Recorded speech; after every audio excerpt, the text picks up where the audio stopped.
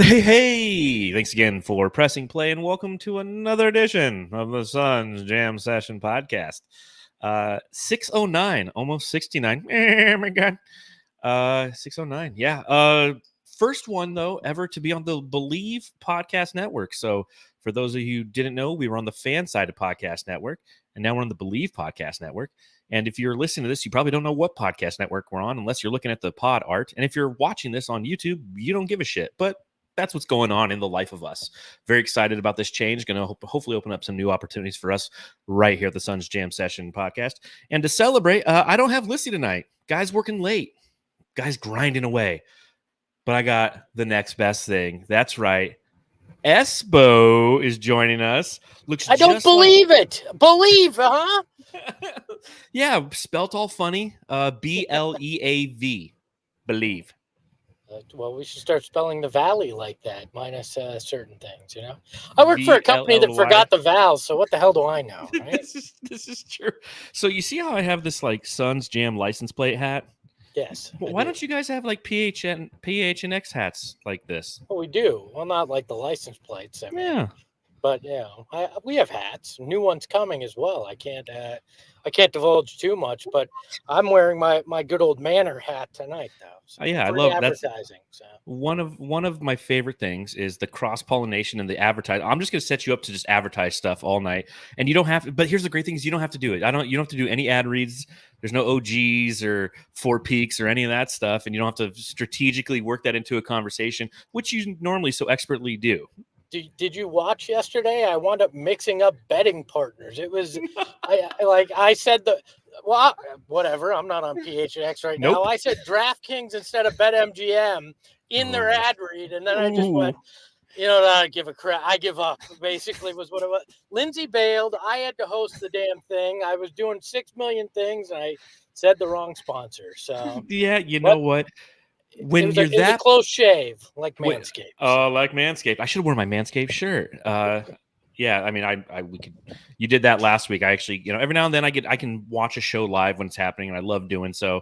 But it's also one of those situations where it's like, I'll be like, literally, I was watching at work the other day, had the speakers on. Somebody walks in my office right as the Manscaped ad read goes on. They're like, what's going on? I'm like, nothing.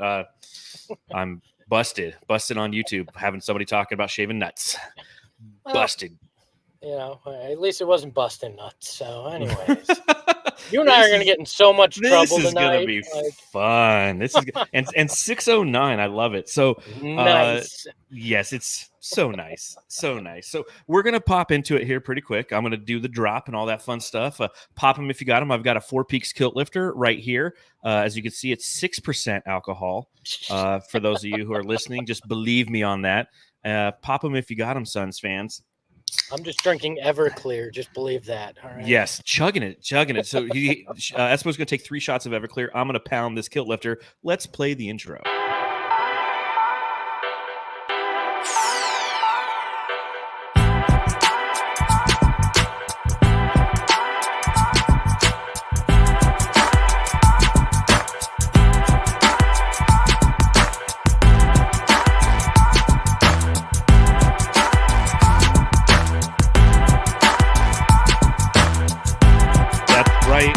Ladies and Jamsters, we're joined by Espo from PHNX, Once Upon a Time, the Solar Panel Podcast. And I normally ask Matthew a question to start every podcast, so just pretend it says Espo here.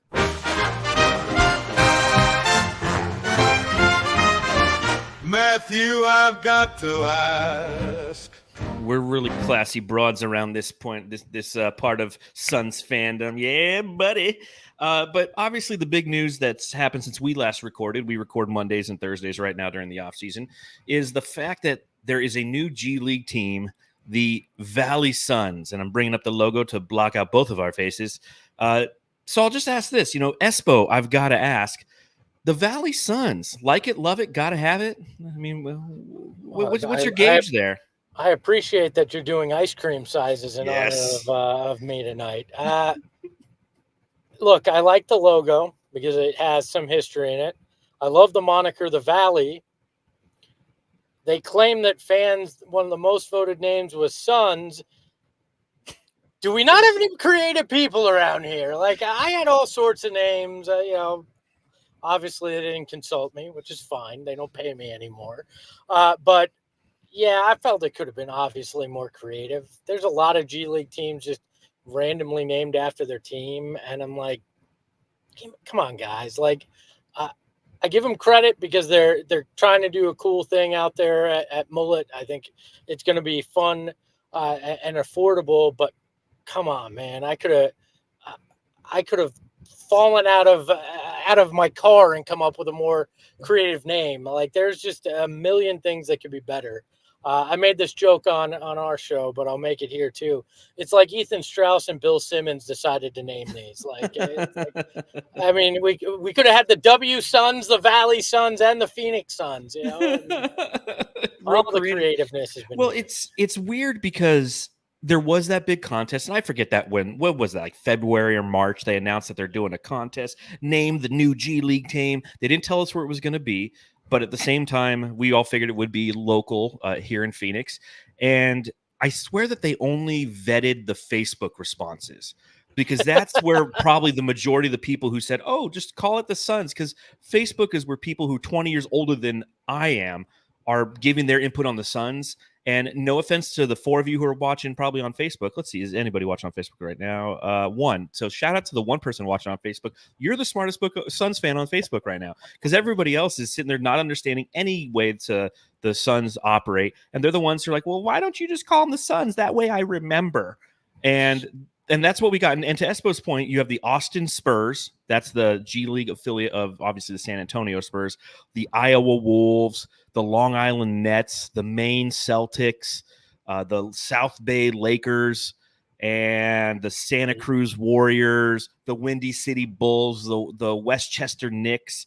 We're just recycling what so many people, and we're just calling it Valley. It's not even the Valley Suns, which is fine. I don't know how you would technically make that work.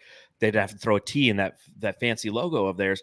But it does leave a lot to be desired for us as fans, because, again, we all came up with some great names. So go ahead. What were you're a creative guy. What were some of your names? So I wanted just the Valley, because how cool would it have been to say the Agua Caliente Clippers come to town to take on the Valley, as if we're all going to kick their ass. Yes. Like, I liked that, which I still may call this team the Valley, since Valley's in it and we all know who they're affiliated with. I really wanted the Valley Shazams, though. I wanted something that you could have honored Al, because he was such an integral part of the franchise, and for those of us old enough to remember, was kind of our connection to the team for so many years. So I wanted something to honor him, and I submitted it. I'm guessing even if they liked it, you wouldn't have gotten the rights from DC Comics, since that's a comic character. But still, I mean, anything. We have such a rich history, and the fact that this team, they've had two times that they voted on the name of a professional basketball team in Phoenix, and they've named it the Suns both times. Twice. The same franchise is pretty ridiculous to me. Yeah, and what's interesting, again, if you look across the G League, of the teams that are not named after their parent team, there's some pretty cool names because they're not plural. Because I like Valley Shazam. You don't have to plural it, just Shazam, because there's the Squadron, the Go-Go, the Charge, the Gold, the Swarm, the Magic, the Clippers. Oh wait, the Hustle, the Blue, the Cruise. So there's some good names out there, and it was a miss in my opinion. I liked Phoenix Moons just because I thought it was funny, because suns and moons. But I mean, I understand the marketing that you run into. It's like every time they hit a three, you turn around and flash your ass to the court, to celebrate. I get that. I always thought the Eclipse would be a cool name, but it is a weird connotation with the Suns, but the moon's blocking us out our talent. but still, I'm like, at least that's a cool name.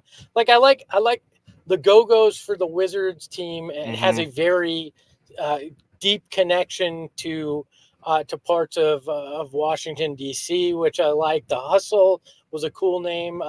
The Rip City Remix is a cool name. How cool is in that? the G League? That's and this name. Just felt like, okay, well, we'll give you the Valley, and Valley's cool. Like, that's a cool concept. I love that concept. They're not saying we're the Mesa, they're playing at Mullet Arena, which is in Tempe, so they're not being the Tempe Suns.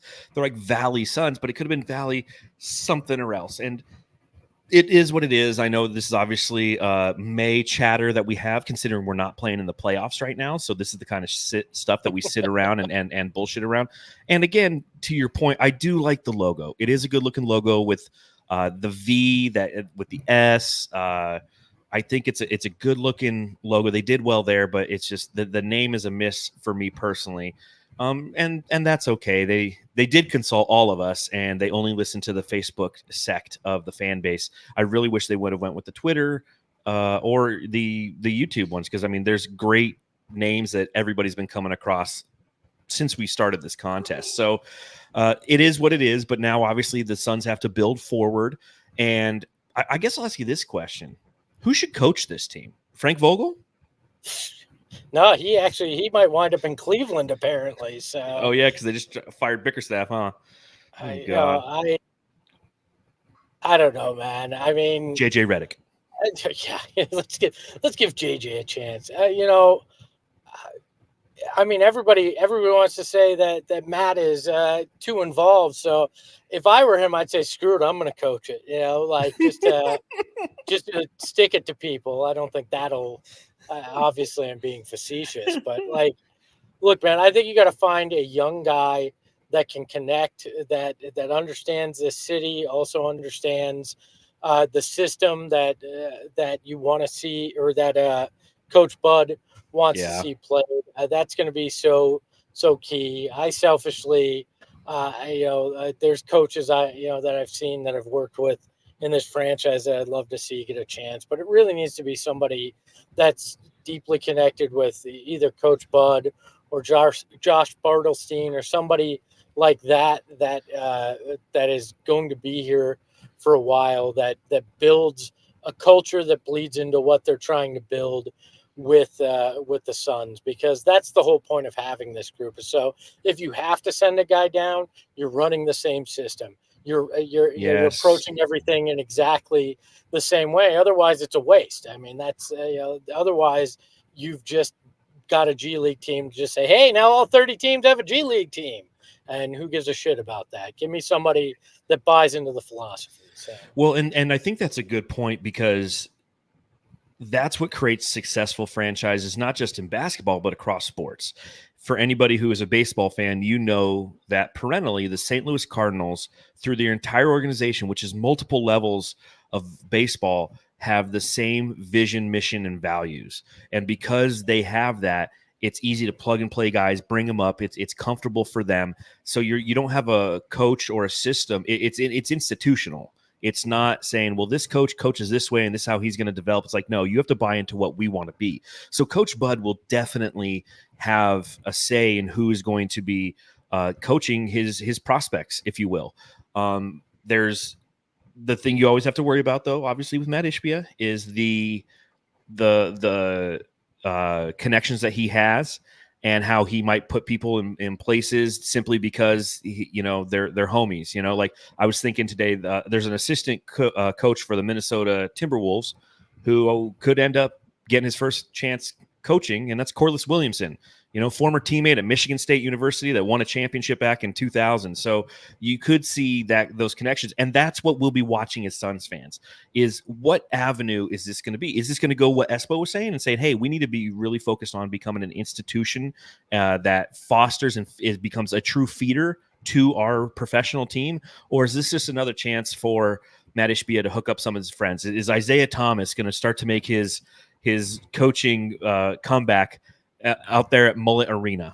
Well, I joked. I was sitting with some people at the press conference, and I joked, I'm half expecting that they're like, and to welcome the new president of the Valley Suns, Isaiah Thomas, as a hey, you wouldn't let me do it in the big league team, but screw you, I'm doing it in the G League team because is this shadow okay, GM guys? needs a job, damn it. Is this okay, guys? Is this acceptable? Is everyone going to be okay with it? Yeah, I mean, again, like I'm so excited that we have a G League team. I mean, I know exactly where I was when I read that this team was losing their G League team. I was at work. I was working at the Western Carolina at the time, and I was taking the shit and popped up on my Twitter feed, and I'm like, oh man, we're getting one, I can't push this log out, and two, we're losing our G League team. It's not like our G League team was this great losing. yeah, They losing. sold it, man. They sold it to Detroit, to Bartlestein. I mean, Bartlestein. they literally sold it to Bartlestein. And again, you go through and you look at how impactful is it to have a G League team. There's a lot of exceptions versus rules. You look at like teams like the Miami Heat, which again we talk about institutional, right? They're an institutional team that has a culture, that's so pronounced that they put it on their fucking jerseys. Heat culture. Imagine getting that jersey as a birthday present. I'd be very disappointed with that. And that's the exception, but it gives you options, and that's what I like to look at, whether you're talking basketball or just in life period. Give yourself options. Put yourself in a position to have options. So if something does happen, you have an opportunity and you don't feel stuck. And that's where the Suns are right now, as we feel, at least as a fan base, we feel very stuck with kind of who this team is, what this team is, the direction it's going. We're somewhat happy about Budenholzer coming in, and I'll get your thoughts on that later.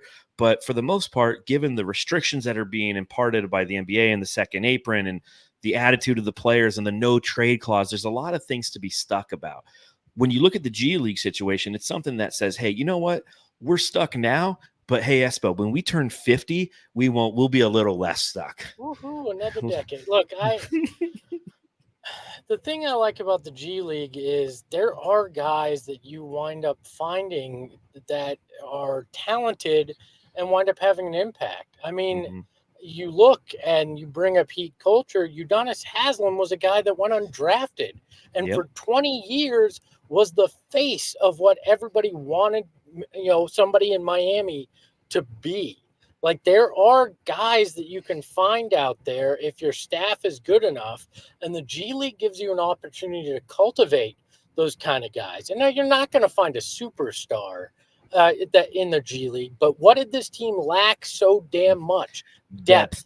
Guys that will come in, hustle, work their ass off, and do the little things. And that's definitely what you can find and cultivate in a G League system. And I think part of the F them kids mentality was you didn't have that for 3 or 4 years, right?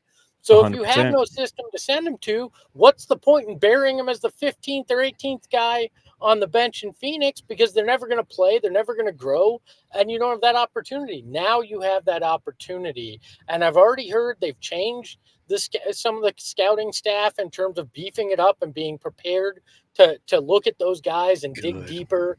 We've heard that they're making a lot of different changes in the front office. We've heard, Matt Tellem is a guy that they supposedly have hired. They're waiting to announce.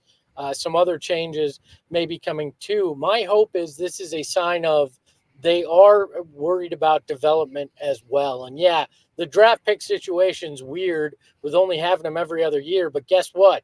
You can't trade the next 3 that are coming up. So now you got to build a system where you hopefully can find guys that can help you. Well, and on the other side of that, is it next year?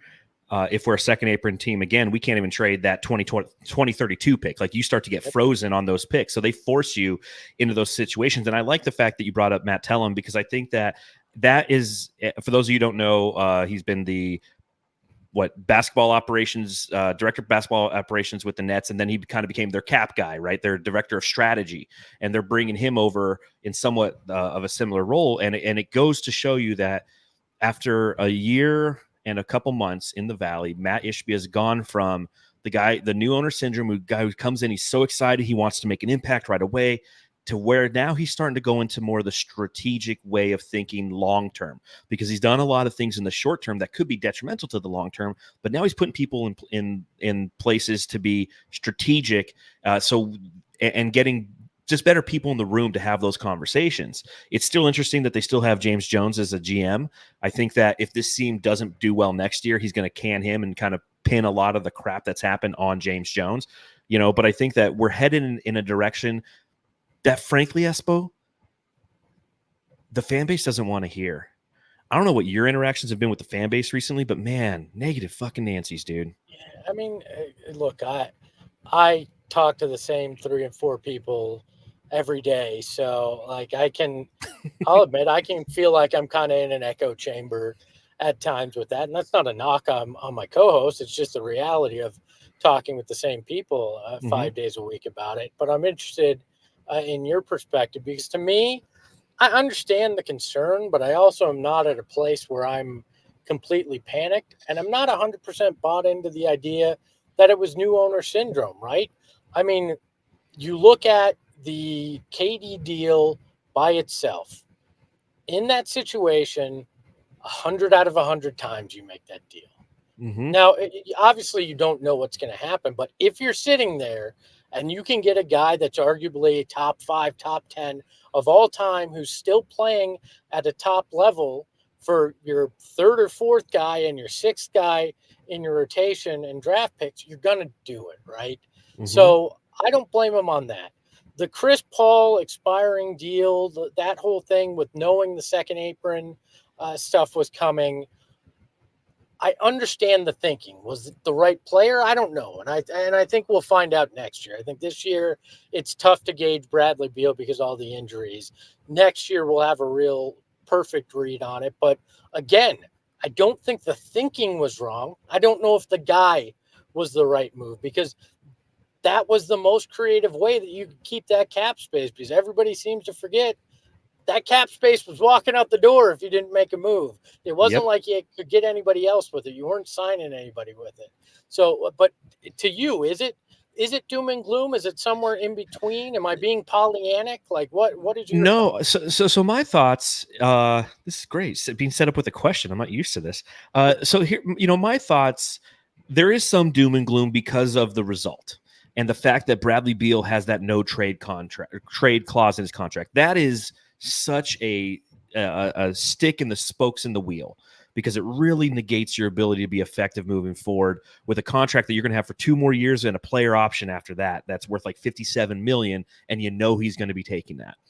But I also, you take a look at this roster and you have Devin Booker and Kevin Durant and Bradley Beal and Grayson Allen and Yusuf Nurkic, who didn't perform the way that we expected them to, that clearly had some issues in the locker room that could be Frank Vogel based, because they kind of thought he was a joke. But from a foundational standpoint, yes, I get that you have some hampering up ahead of you with the lack of draft picks and things of that nature. And I look at the draft picks more as like, well, we can't sweeten the deal as much as we want to moving forward. But the way that James Jones and Matt Ishbia look at it is like, those picks aren't going to be worth anything anyways, because they're the 22nd, 25th, 30th potentially draft pick in a draft. So who needs them? That's the way that they look at it. So I understand both sides of how this can be perceived. Where I personally fall is, it sucks. Last season was just fucking weird. Period. Exclamation point. Our expectations entering last season were so unbelievably high for this team. I mean, we were predicting 65 wins, the in-season tournament, a deep run into the playoffs, and the attitude and the effort kind of went out the door. The continuity wasn't there, somewhat due to injuries, somewhat due to attitudes, somewhat due to basketball schemes and the way that this team executed or didn't execute. The fourth quarters alone were twilight zones this entire season. But I think that going back to what you had originally talked about for trading Kevin Durant, if this team kept Mikal Bridges and kept Cam Johnson and lost in the playoffs, which is highly likely, imagine what the discord would be then. If they found out that we had a shot at Kevin Durant and James Jones chose not to make that move. It's like, hold on, man, you could have had Kevin fucking Durant, one of the 15 greatest players of all time, and you chose to hold on to your 4th best guy and your 6th best guy?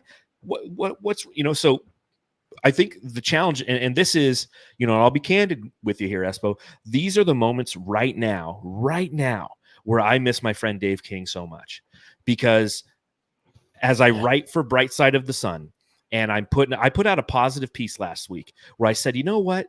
after watching those game sevens, a couple Corona coladas deep, I was like, you know what? This isn't the end of the world for the Suns. We're in a good place. We're right there. We're right there. Like, was this underwhelming as a season? Absolutely.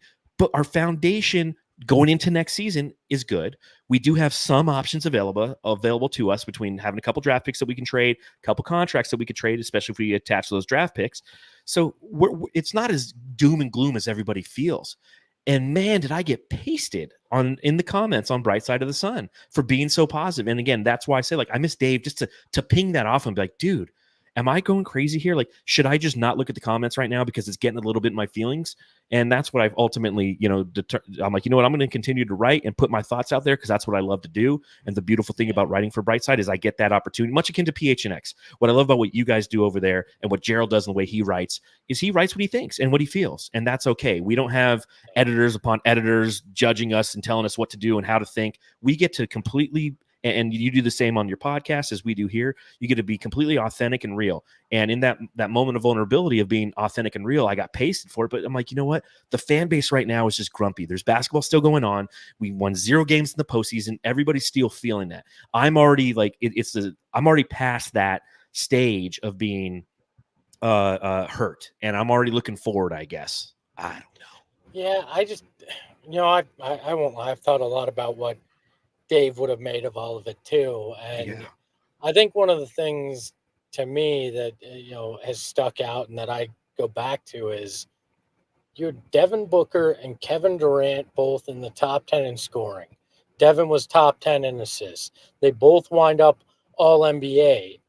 I get it. You only won 49 games. You got swept in the first round. Am I happy about that? Hell no. Did I enjoy certain parts of the season? Hell no. Yeah. I was ready to fire Frank Vogel on Christmas night. I sound like the goddamn Grinch when I went on that show. But then I also go, but you changed coaches. You didn't just say, you know what, we got to pay this guy. It was year one. We're gonna swallow it, right? We're gonna do that. They didn't go, well, the front office has made some good moves. No, they're making changes to try to solidify different aspects of it and understanding what the problems were. I want to believe that you have the right kind of star power, and now you need to build this offseason the right kind of bench that can support them. Mm-hmm. Eric Gordon fell so far short of what everybody thought. They said, oh, he took less money because he's going to come here and he's going to help you win. And he was frustratingly inconsistent like the rest of the team. Like all those guys that everybody thought, including ESPN, thought were great minimum signings, didn't do anything. And was that because Vogel didn't have a system or a culture? Was it them? I don't know. I don't care. I want to see the beginning of next year and see, does it feel different? Does it? Yes. Do they show heart? Was this a Frank Vogel problem, or is this a fundamental problem with the guys that you have at the top? And is that what's going to be the downfall? Because right now, I legitimately don't know. Was it the players in terms of your stars? Was it the fact that Frank Vogel didn't have control of anything, didn't build a culture, didn't have a vision? Because I don't care what kind of leaders you have or how many of them you have. If the guy at the top, who in this case is the coach, doesn't have a vision for them to follow, it's chaotic. That we've all worked places where your boss may have been a really good boss, but above him, there was no vision. There was no direction. And you can't change things if there is no vision or direction, if you don't have the power to make that vision and direction, and players aren't creating offensive schemes. Players aren't creating defensive schemes. So if these things weren't clear, they didn't make sense, that's a big problem. I don't know what those are, so I need to see some of the beginning of next season before I have any clue how to judge this group. Because this year, for as disjointed and inconsistent and as much as they didn't seem to care, they still won 49 games. Now, that's not some consolation prize. I understand everybody got bent out of shape from that press conference when they said it. But still, that's a starting place, right? And I need to understand those things. I can't make anything. And I see Michael Evans says coach doesn't play. Coach sets up the systems that they're supposed to play within. Coach is the one that it kind of keeps things in order, right? Like my boss doesn't do my job, but my boss sets what I'm supposed to do for my job, and he if holds I you don't, accountable to it. exactly. Not it's an accountability issue. But another side of this is a lot of people. This is where the frustration is, and I've made these statements myself. Is we've all also worked at that place where you have a coworker who is getting paid more than you and just mails it in and has a bad attitude and some bad effort, and we've seen that at times. Not necessarily on the court, but it's all secondhand coming from how the locker room function. But again, that goes back to the coach. And I love how you said, Espo, and I agree. Like I always said that this is a 2-year deal. This is 2 years. This year felt unbelievably short, but we don't know until next year. We truly don't know until next year. And here's the beautiful thing about next year. If it's not going in the right direction, Katie's going to be worth a lot on the market. He'll have 1.5 years left on his contract. If you want to completely blow this thing to fucking smithereens, you trade Devin Booker and you build around Beal for the next 3 years. But you still have those options ahead of you. So you have to do the due diligence that you can. Put in somebody like Mike Budenholzer, who is much more of a player's coach and an offensively minded coach, to execute in this scheme with these players to see if it's the players or if it was the coach. And that's something that James Jones and Matt Ishbia will be evaluating, and Josh Bartelstein, they will be evaluating these things to know, okay, is this cultural because of the way that the coach set it up, or is this the inmates are trying to run the asylum and they don't know what they're doing, nor do they care? So I get where the fan base is at. I'm upset too. I'm upset that we're sitting here. We're not talking about playoff basketball right now, but at the same time, like, you just have to always be looking forward, I guess. Yeah, I mean, and to your point, which does one breed the other in terms of, if you have a coach that doesn't have control of things, does it turn into what we saw with the players and some of the attitude, or does that attitude lead to what happened with the coach? I don't know, and I don't think they know until they see what happens with Budenholzer, because Budenholzer, there's a lot of people who are like, oh, it's Vogel 2.0. And on the surface, sure, it's a coach that won a championship and got fired, but it's not the same guy. He spent 17 years with the Spurs in that organization. Watched how Pop built it from the ground up. Was there for 4 championships. Built a culture in Atlanta, in a place where winning is transient at best in Atlanta, and he built it without superstars and built a team cohesive. Then he goes to Milwaukee and he builds with a superstar and builds a culture and wins a title. Like, I'd like to believe that is a huge part of what changes, but we're going to have to see. We'll have to see 100%. And I think I know exactly what our good friend Dave King would say right now. Fuck. Pretty much. Well, our next segment, this is one of my favorite segments to do when I have a guest on, and that's the Wheel World. This is the true story. True story. Of people answering some questions that are spun on some random wheel thingy. Random wheel thingy. To find out what happens when questions aren't naturally asked, but come from a wheel. This is the Suns Jam Session Wheel World. That last voice was really nice. It was really good. It almost sounded like they weren't professionally recorded, though. It's like they did it on their phone or something. Who would ever do that? I have no idea. But you know what? We've got a special Wheel World edition here for Espo. So let's give it a spin and see what kind of questions we come up with to ask Espo and just see what his answers are. Anything from basketball to who knows what. The first question that comes up, how do you feel? And this is a good segue. How do you feel after watching Mike Budenholzer's interview? I feel like there is a guy that is one of us, which sounds weird to say. One of us. One of us. But you saw the reverence he had for Al, and he's talking about growing up a Suns fan. I get it. That doesn't matter when it comes to coaching. It's a PR thing. But to me, it matters because that's how I felt when I went to work for the team. And I think it's nice to know you have that in common, that this isn't a paycheck. This is a guy that legitimately cares about the franchise, right? So that was one thing. But I kept thinking back to last June and Frank's press conference.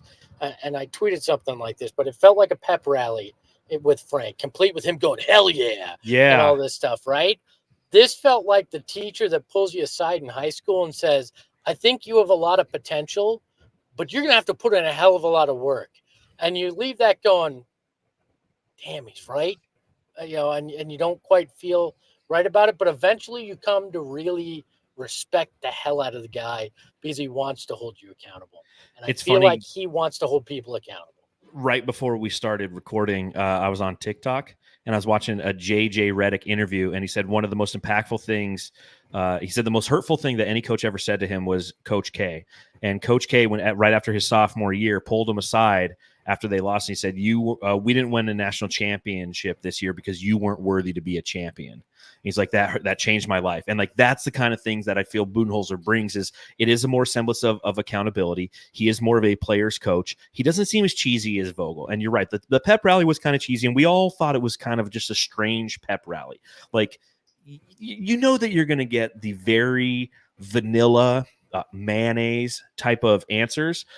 But with this one with Bud, there was a lot of connectivity because of the emotion that he feels to when it comes to Al McCoy and growing up a Suns fan and everything that he's had to deal with in the past year, from his brother passing away, a divorce, just going and finding himself and understanding who and what he is as a human being.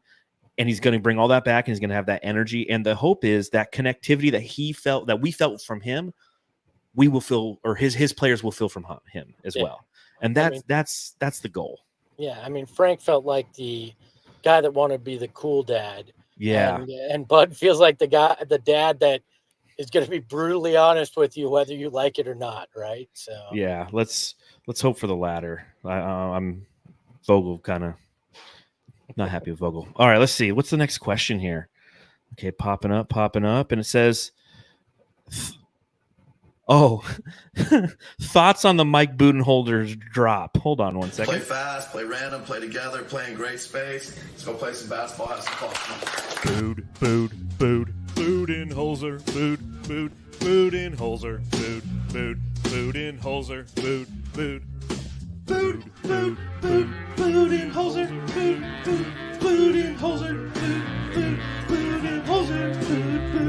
As I walk through this world, nothing can stop Mike Budenholzer. And you are my Budenholzer. And no one can hurt you. Oh, no. Thoughts on the Mike Budenholzer drop, Espo? I think it's about 15 seconds too long. Oh, yeah. That thing will be very condensed for the season. And I feel like we're right at the edge of the age demographic that will understand what you're parroting there. I've played it, and I don't think people do. It's Gene Chandler, Duke of Earl. Come on, ladies and gentlemen. I get it, and I grew up in a household that listened to that kind of music. Me too. But that's why I found it entertaining. But I'm guessing the core demographic that you're going for here just went, "What the fuck was that?" Great vocals is what they probably thought. Spectacular. I mean, not even auto-tuned. So. No. Oh man, I should have auto-tuned that. Damn. Forgot. I remember the auto-tune app when it first came out. God, that was amazing, man. Technology's really come a long way. Well, now I know that's what happens when you come on the Suns Jam session. You're going to get dumb shit, and the Budenholzer drop is dumb shit. So, hey, I love your dumb shit. Let me tell you, I wish I had more dumb shit on PHNX Suns. Let me tell you that. You can trade one member of the Suns. Who do you trade? Okay, look, if we're playing this and no trade clauses are no, we're playing this and trade. Nope, we're playing the real world. Okay. This is the real world on the real world. Okay, well then it's got to be Nurk. It's the largest amount of money that you have to deal with in terms of the guys that you can move. I don't know. I love Nurk. Let me make that very clear. I'm one of the few that enjoyed him, enjoyed his antics, thought that he gave you a lot of what you needed. Sure, he missed a lot of layups at times, but that it is what it is. We dealt with that at times with DeAndre Ayton and our frustrations down low. But I think you got to look at moving him with your tax apron issues.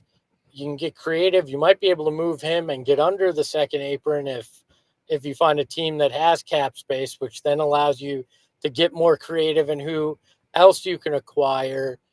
That's the logical name to me. Plus, I'm not sure he quite fits the system that Budenholzer likes to run offensively, where it's a lot of 5 out and and rim rolling big, or a guy that can pop and shoot threes are what makes a lot of sense there. Nurk doesn't really fit either of those to a T, so he's probably my guy. Yeah, I'm with you as well. Like, I thought Nurkic gave us stability and an edge that was overall lacking this season. Yes. And I was surprised that we got that from him, as well as the best ability you can have, which is availability. What was it 75 games he played in this year? Something like that, 76. So sell high, I guess. I agree with you. We're doing, we do Trade Machine Mondays. We did Kevin Durant. We did Devin Booker. Nurkic is up on next Monday, on Memorial Day. We're going to do a trade machine with Nurk, and I'm already starting to look at contracts, and there is a lot of opportunity out there. Now, obviously, you have to find a team that needs a Nurk, and that's the ultimate challenge. What team needs a Nurk? Well, I'll tell you, the Oklahoma City Thunder probably wish they had a Nurk right now. Not to play all the time, but you know what? They needed some size against Dallas. Yeah. And Nurk is who he is, but he is still valuable, especially given the contract. And that's what so many people, when they would rail on Nurk, I'm like, dude, he was making $16 million this year. Okay, he wasn't half of Ayton. Yet he's and he's outperforming that $16 million. So if you don't like what he's doing at $16 million, then you should probably look elsewhere. I don't know if I necessarily want him to go, but I think if like you said, with this system, with Budenholzer, if you can get a little bit more athletic there, and you can turn it into something that can meet another need for the team, I think that'd be great. I would love to get rid of Nasir Little's contract. I would just absolutely love to.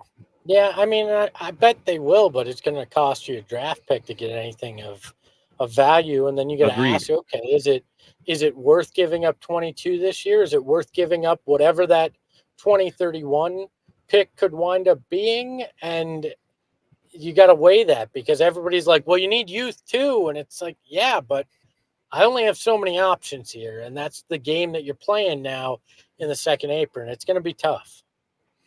I will say to BLA in the chat, when is the trade machine for Beal? We're not doing one because it's just pointless. I would love to, but it's pointless. So, all right, well, let's give this wheel a little spinsky, see what we come up here.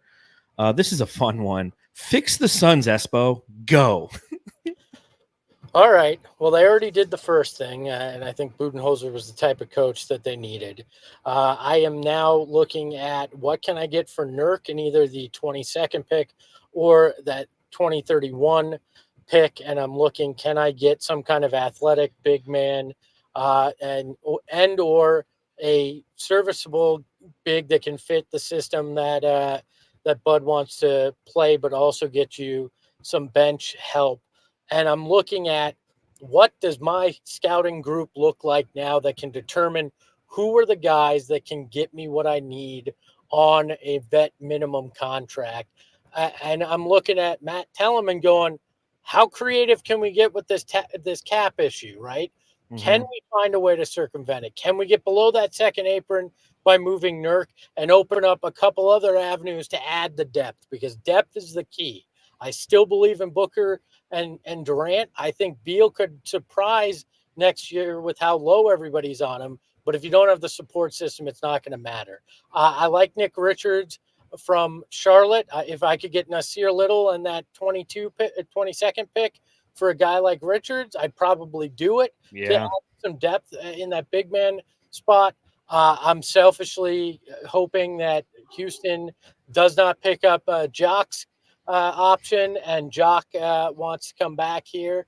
I'm not reporting or denying. No, you're just selfishly want him back on PHNX. Just saying it, and but I think that you got to work around the margins, right? That's where it's going to be, and you need to build a bigger bench, and that's a deeper bench. And I think you can accomplish that by trading Nurk and messing with the Nasir Little contract and a draft pick to find some depth there. I prefer to keep 22 until you're on the clock and see if any of the guys on your big board that you feel can come in and have an impact on this roster the way it's currently constructed there?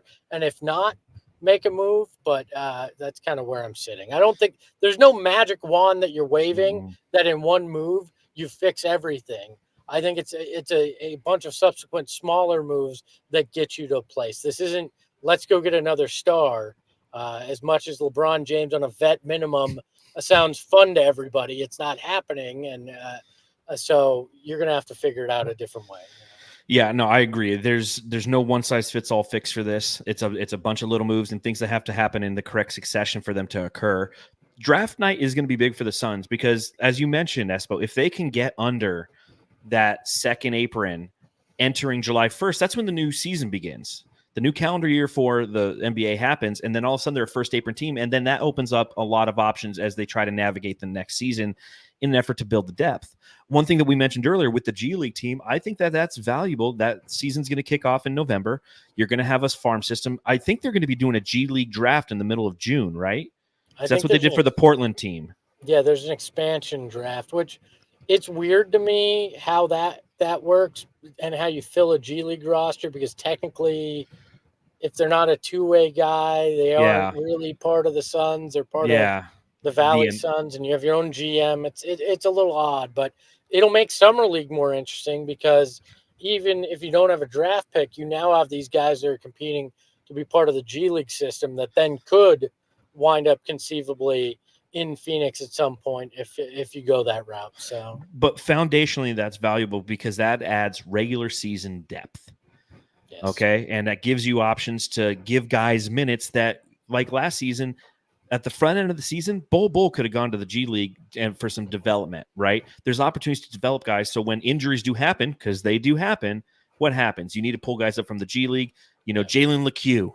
God, what was the kid from Creighton? Alexander. What was his name? Alexander? Tyshawn Alexander. Tyshawn Alexander. Yeah, like look, David Roddy could get some run down there where, he may not get a lot of minutes with the Suns proper, I guess we're calling it now, but with the Valley Suns, he might be able to get some minutes that when it keeps him fresh when an opportunity may come up with the Suns. So there's a lot of little things that are now more in play than ever before. And if you make a move and you take some second round picks back potentially, if you trade a first to get somebody with a Nasir little contract, now you have a place where they can actually go and find some time. Like I genuinely wonder if you had the G League team, do you include Toumani Camara in that deal? Because you may have been more hesitant because you say, hey, he may not get a lot of minutes with this group, but we're still going to have him there and we will be able to bring him up if we need that. And that's now all in play, which it hasn't been. So. Well, I hope that Matt Ishbia is watching and or listening, because if you need a new general manager of Valley Suns, sounds like Gregory Esposito's ready and willing to go. I mean, he just solved all of your issues there for you. So I'm already the play-by-play guy for the Valley Suns. I'm not, but I'm just going to keep saying it until it's offered to me. So. All right, I'll be I can't be the Bloom in that situation. You could be the off-color commentator. Yeah, I'll be the sideline reporter. All right. So here, who's your favorite band of the 90s? Everclear. Really? Yes. I'm a huge Everclear guy. Santa Monica? Santa Monica. So much for the Afterglow. Yes. Sunflowers, like that. This is a song about Susan. What was that? I'm sorry. This is a song about Susan. This is a song about the way things are. Yeah, I love that. This is a song about the scary things you see from the corner of your eyes. Don't you wonder why? We never talk about the future. We never talk about the past anymore. There we go. Good call. Did not see that coming. You don't hear a lot of people go Everclear. You hear a lot of the basic ones. I'd have to go Sublime. I loved Sublime. I loved Sublime. I loved the Nirvana. I loved Nirvana. I loved bands like that. But something about Everclear is always just kind of. It was my go-to when I had angst as a teenager, and surprise, as middle-aged man, I still have angst, so I turn to it sometimes. Okay, good to know. All right. I actually made a website on geocities.com that was like Sublime and 311 lyrics. Nice.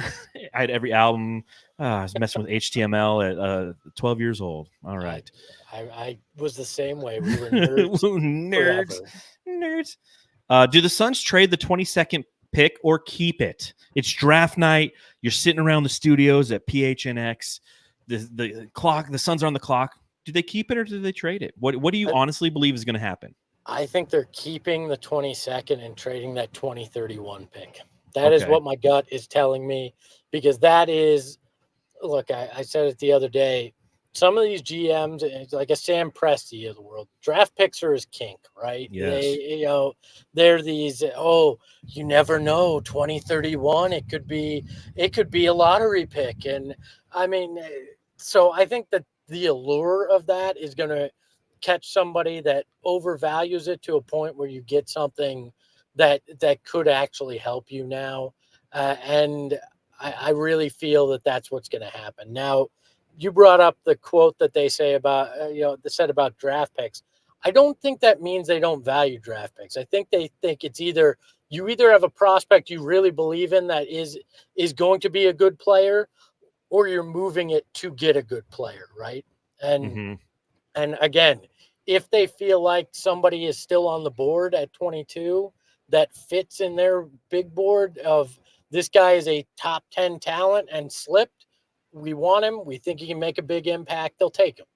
But I think they'll go down to the wire with 22 unless somebody just is asinine in what they throw at you. But and I, as much as I hate to say it, I really do think that Bronny James is in play at that pick, just because of think who the GM is, what they may feel is a sliver of a possibility, and is it worth taking it? Now, I don't think it is, but it would I think it is if it sell out Mullet.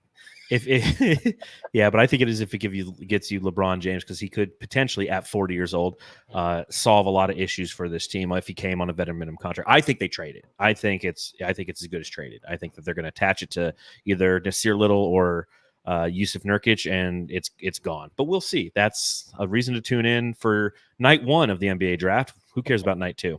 Oh, we'll be going live night 2 too. God bless you. Contractually obligated. God bless you. The best Ninja Turtle is Donatello. Okay, and why?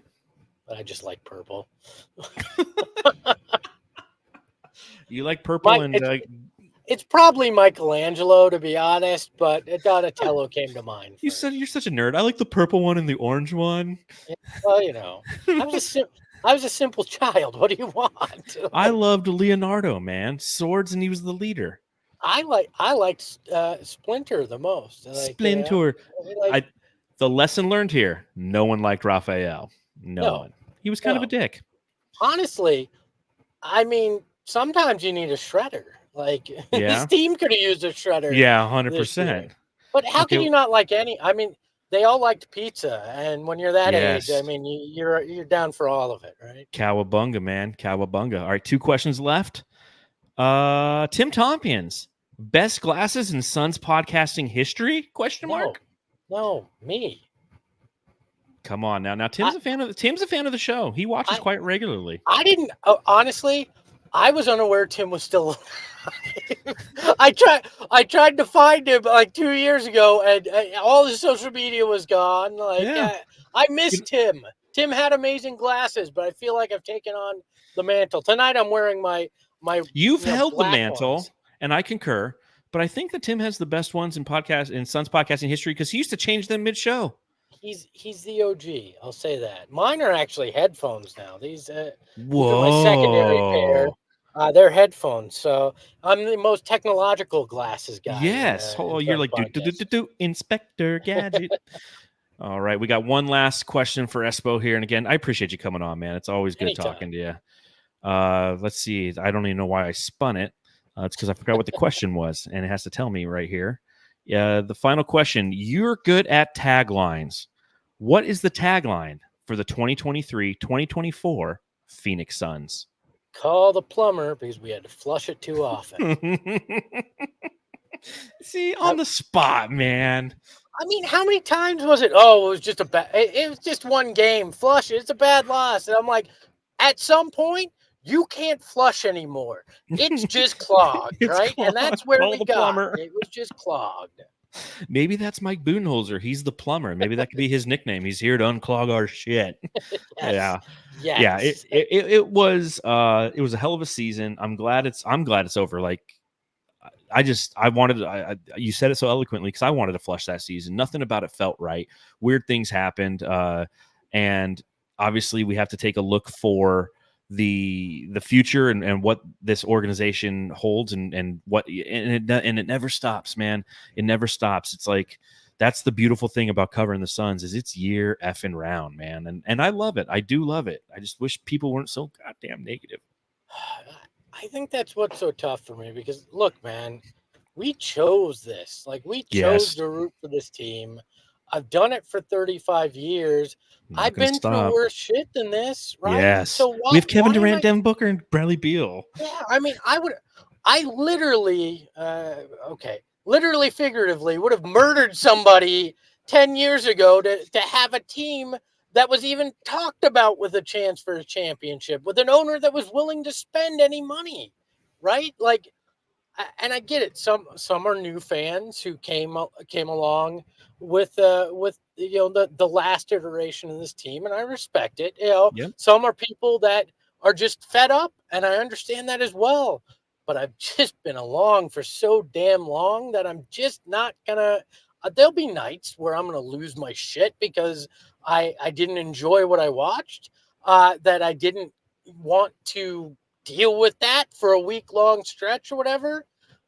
But we chose this. We root for the purple and orange. Like we've been through owners. We've been through millions of not millions, but we've been through a lot of players over the years. We've seen a million different jerseys. And I almost mean that literally. Like we've seen different logos for Christ's sake. Like I'm here because I chose to be here. And I'm always going to be here. And so I'm going to choose to try to find where it might work out sometimes too, because I've been miserable through all this. I'd like a little light at the end of the tunnel every once in a while. And you brought up Dave, and Dave said to me, you know what? This was game one when he told me what was going on with him. He leaned into me and he said, you know what? Everybody just needs to put all the other crap aside. Amen. And just watch some basketball. That's all I'm trying to do is enjoy this while I can, watching this team. Amen. And that to me was like, all right, that's where I'm going to be. I'm going to try to find the way to enjoy watching the team, right? Happiness is a choice. Mm-hmm. You know, it really is. And I know that there's a lot of people with mental health issues, you know, all of us have them. Yeah, we all have them. And have been around it. And, you know, you got to try to see, not a plug here, but you got to try to see the bright side of things. And I think that it can be dark. And if you start to go down that well of everything that's wrong with this team, it gets dark quick. Two things. One, you are not alone. There's a gazillion of us. Not alone. I am there for you. Though you're far away, I am here to stay. You're not alone. Fucking Jackson getting it. But that's true. You know, you have a whole community of people to lean into. And the other thing is, it's going to get better. Like, I promise you, because it is just basketball at the end of the day. And it's a lesson that I preach to a lot of my friends that, you know, I'm in the group text with on Twitter or whatever, is social media is not real. Put the phone down. It's the same thing with like comments and Brightside. I just put it down. Like, you know, go walk your dog. Go out, you know, none of it really matters. It's just, it's like you said, we chose this. It's our team and we're going to be there. And hopefully someday, you know, we came so close back in 21, man. We came so close to just having that moment of pure elation. And that game 2, when we were all there together, was one of the most fun moments of my life to experience that, not only in being in the building, but with people who, you know, care about as much as I do. So, you know, just happiness is a choice. Quit being negative Nancy's, you sons of bitches. Now go fuck yourselves. I mean, sorry, what happened? Where am I? He blacked out. Yeah, look, that honestly, there's so much of the world that you can be dark about or freaked out about or any of that. I'm just not going to be that day in, day out with my basketball team. There'll be shit times to come, but I also know there'll be great times. And I wouldn't, even though they lost that finals, I wouldn't trade that 21 season, that 21 run for anything, especially given what we were going through. So like, that's the thing. People can be angry. That's their prerogative. I'm not going to get too much into it because it's just not. There's too many other things too, right? It ain't worth it. All right. Well, time to wrap things up. Again, as always, I appreciate having you on, bud. Tell everyone where they can follow you if they don't know. The 4 people who are watching or listening who have no idea who you are, let them know who you are. You can follow me at Espo. You can watch PHNX Suns if you'd like. I show up here every 3 months or so. I get invited, and sometimes they cancel on me. I'm around. I love doing this, man. I wish you and I could bullshit more often. It's always one of my favorite things. We always have a good time, man. We truly do. Once I get the Brinks truck over at PHNX, I'll drive up to your door. That's what I like to hear, man. Yeah. It's going to take a lot. It's going to take like 3 Brinks trucks. They'll all have $10 in it for you. So. Yes. Okay. Sold. I just started with Believe. All right. We're off the Believe network. We're now on the PHNX All City network. All cities all the time, whatever you guys say. What is the slogan? It's go fuck yourself. So. Oh, yeah. Yeah. And on that note, ladies and gentlemen, normally we say go home and love your family. Go fuck yourself.